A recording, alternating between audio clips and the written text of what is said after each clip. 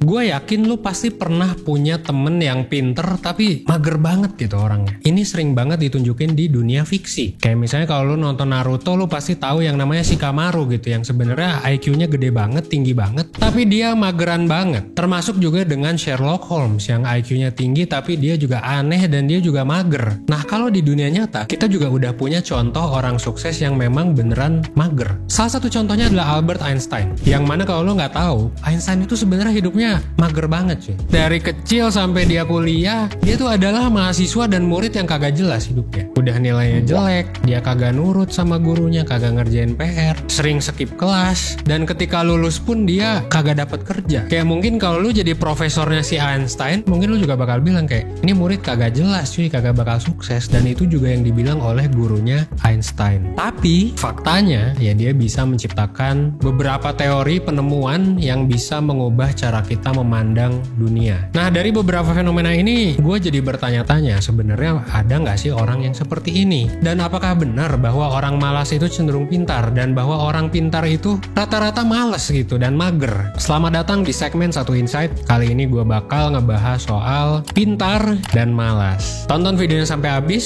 supaya lo bisa dapat keseluruhan insight-nya.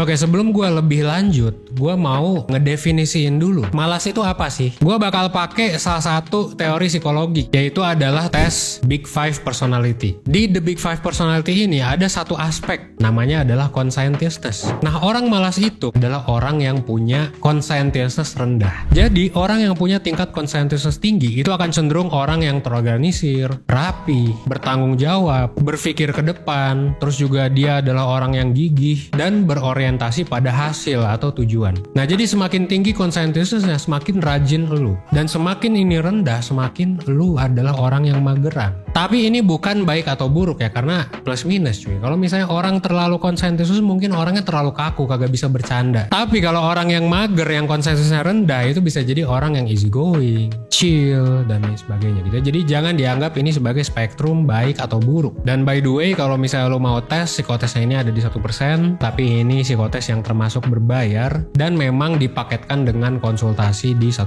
Jadi silakan kalau mau ngecek, lo tes dan nanti dikonsultasikan dengan profesional, oke? Nah, kira-kira dari ciri-ciri tadi yang gue sebutin, lo tuh termasuk yang konsensusnya tinggi atau rendah? Nah, gue pengen menjelaskan lebih lanjut tentang sifat malas ini ya, dalam tanda kutip. Malas itu bisa dibilang adalah sebuah situasi di mana kita tuh sebenarnya bisa mampu ngelakuin sesuatu, tapi kita nggak ngelakuin gitu. Karena apa? Karena kita males. Nah, males juga bisa diartikan sebagai perilaku menunda-nunda gitu ya, atau prokrastinasi. Jadi malas itu bisa digambarkan dengan dua perilaku tersebut. Nah, tapi ternyata kedua aspek malas ini adalah aspek yang ya mungkin bisa kita bilang buruk, sering dilakukan oleh orang yang pintar. Nah, pertanyaannya adalah kok bisa kayak gitu?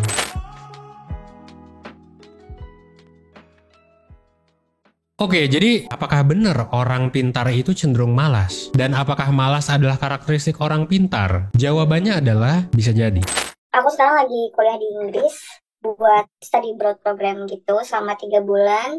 Sering ikut penelitian, pernah ikut lomba internasional dan dapat gold medal. Sangat amat mager, masalahnya aku kayak yang bener-bener lumayan. Kalau dibandingkan dengan teman lainnya, mager gue tuh termasuk yang mager 90%, yang lainnya cuma 50% gitu. Jadi sangat amat mager.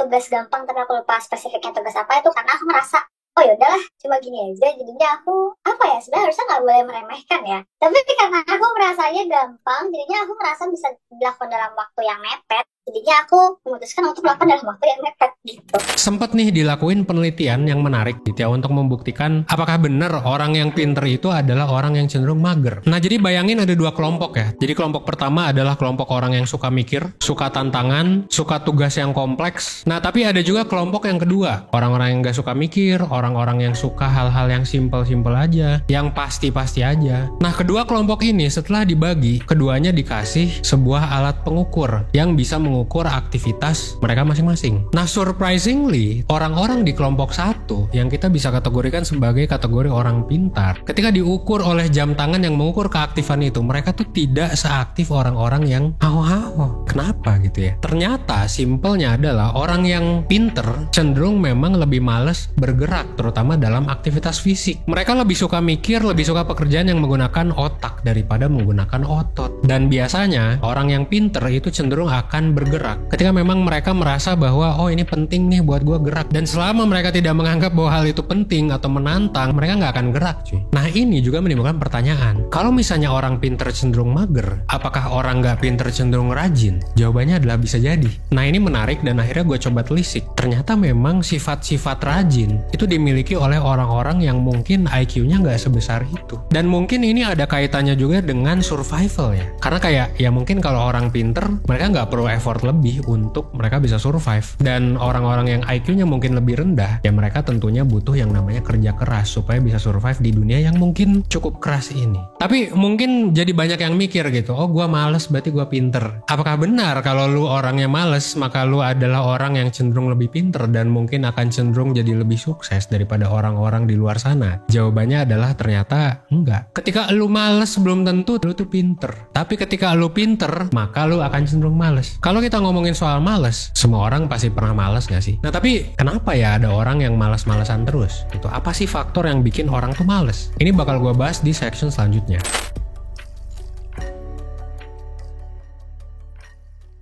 Nah pertanyaannya, kenapa sih ada orang yang malas terus? Bahkan bisa sampai berbulan-bulan, bahkan bertahun-tahun. Orang-orang seperti ini memang ada. Siapakah orang itu? Nah ternyata orang itu adalah orang-orang yang punya gejala depresi.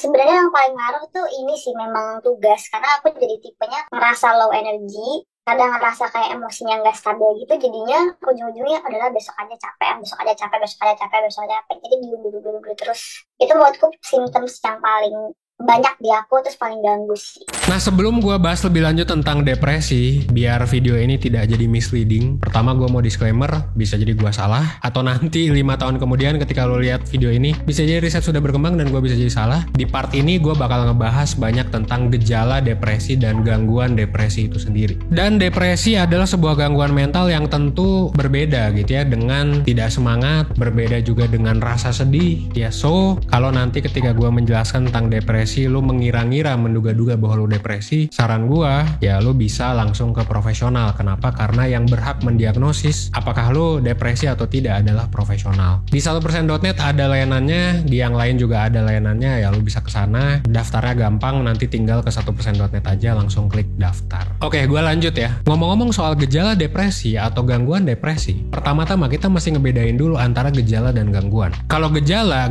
tuh ya yang lu rasain gitu, kayak misalnya batuk tuh kan gejala, tapi sakitnya kan bisa banyak. Kalau batuk kan ada COVID, ada TBC, bronkitis. Kalau ngomong soal gejala depresi, ada 3 gejala yang bisa kita identifikasi. Pertama adalah gejala kehilangan minat sama banyak hal. Jadi lu yang biasanya suka kopi, tiba-tiba nggak suka kopi, suka baca, tiba-tiba nggak suka baca. Yang kedua, lu ngerasa nggak punya energi buat ngelakuin apa-apa. Gejala yang ketiga, kita kehilangan konsentrasi hampir setiap hari. Dan 3 gejala ini juga biasanya masuk ke dalam asesmen psikotes, misalnya tes sehat mental deh di 1%.net. Kenapa? Karena ini akan berkorelasi dengan rasa malas lu. Karena orang yang punya gangguan dalam kesehatan mental biasanya memang akan jadi orang yang pemalas. Nah diagnosisnya tapi lagi-lagi bisa apa aja, bisa depresi, bisa gangguan-gangguan lain. Nah buat lu yang merasa malasnya tuh terus menerus, yang misalnya lebih dari 2 bulan atau bahkan bertahun-tahun gitu ya, lu ngelihat misalnya nih orang kok malas atau gua kok kayak gak punya energi. Nah bisa jadi lu telah masuk ke dalam siklus gejala depresi juga. Jadi kalau dari riset yang gue baca, siklusnya tuh kayak gini. Pertama kita mengalami gejala depresi yang tadi ya. Dan karena kita mengalami gejala depresi ini, kita jadi ngerasa gak punya energi, gak punya motivasi buat ngapa-ngapain. Kita akhirnya mengabaikan banyak tanggung jawab kita, bahkan mengabaikan hal-hal yang esensial kayak misalnya makan. Dan karena kita mengabaikan berbagai macam hal, kita akhirnya merasa bersalah, atau mungkin kita jadi dimarahin sama atasan kita atau sama teman kerja kita. Dan akhirnya kita jadi makin parah. Inilah yang akan lu rasakan si lingkaran setan ini. Jadi bukannya lu males itu menghasilkan sebuah breakthrough gitu ya, seperti Newton misalnya yang lagi overthinking, lagi males-malesan, tiba-tiba tiba-tiba ada apel jatuh menghasilkan sebuah teori. Yang kita rasakan malah ternyata adalah gangguan mental. Aduh. Ya meskipun gue tadi bercanda gitu ya, tapi di sini gue tidak bercanda. Ya silakan lah kalau lu udah menduga-duga bahwa lu ada gejala seperti itu, saran gue konsultasi ke profesional. Ya selesain dulu sendiri lah mungkin kalau nggak terlalu parah gitu ya. Tapi kalau udah dalam fase tertentu, udah lebih dari 2 minggu, lebih dari 2 bulan, silakan ke profesional.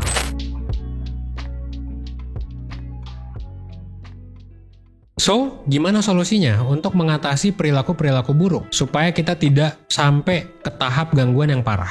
Kayak bener-bener harus maksa, ayo makan dikit, walaupun dikit nggak apa ayo makan, atau nggak kayak sekedar jalan keluar. Karena kalau di kamar itu kan aku kayak bener-bener makin depresi gitu kan, tapi aku pun malas keluar jalan kaki gitu. Tapi kalau misalnya udah nggak tahan banget, harus force jalan keluar kemana aja gitu, jalan kaki, muter-muter apa kayak gitu. Yang penting otaknya nggak di situ-situ terus gitu.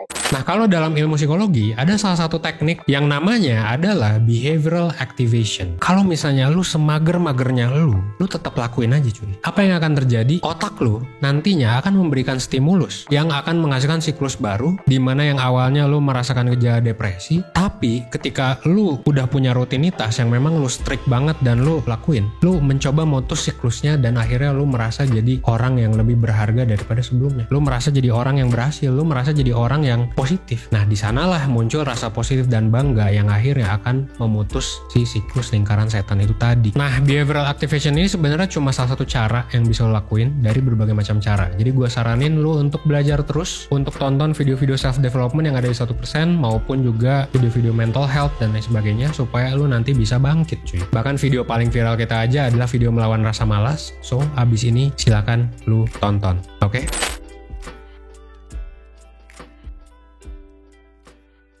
Well, at the end of the day, ya memang rasa malas itu adalah perasaan yang dialami oleh semua orang. Dan malas itu bukan berarti lu pinter, tapi justru malas itu malah akan menghasilkan siklus yang mungkin buruk. So, ayolah kita bareng-bareng melawan rasa malas. Untuk lu yang udah nonton video ini sampai habis, gue juga ngasih hadiah ke lu. Gue memberikan lu worksheet ini gratis untuk melawan habit-habit buruk. Silakan lu bisa print, lu bisa isi. Buat lu yang merasa bahwa lu hidupnya lagi terpuruk, buat lu yang merasa lagi stres dan lain sebagainya, lu udah cerita ke temen, belum merasa puas, saran gue ya mungkin lu bisa coba cerita ke profesional, terutama buat lu yang belum pernah cerita. Ya silakan kalau misalnya tertarik gitu ya, dan gue mendoakan lu semoga kita tidak terjebak dalam siklus lingkaran setan perilaku buruk. Oke, akhir kata semoga video ini bisa membantu. Well, gue Evan 100%. Thanks.